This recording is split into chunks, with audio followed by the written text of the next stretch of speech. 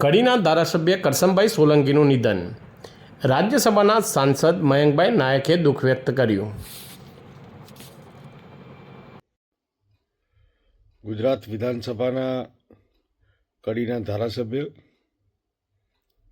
અને જેમની સાથે કામ કરવાની તાલુકા પંચાયતના સમયથી કાર્યકર્તા તરીકે તક મળેલી એવા સરળ સ્વભાવના, સાદગી અને સાતત્યપૂર્ણ જેમને પોતાની આખી જિંદગી વિતાવી છે,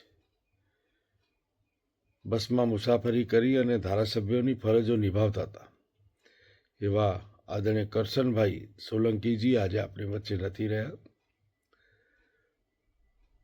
રાજકીયમાં મુઠ્ઠી ઊંચેલા માનવી તરીકેની જિંદગી એમને જીવી છે અને સતત પ્રજાના પ્રશ્નો, વિસ્તારના પ્રશ્નો અને રાજ્યના પ્રશ્નો માટે પ્રજાની વચ્ચે રહી અને સરકારમાં રજૂઆતો કરનારા આ ધારાસભ્ય એમને હું મારા હૃદયથી શ્રદ્ધાંજલિ આપું છું.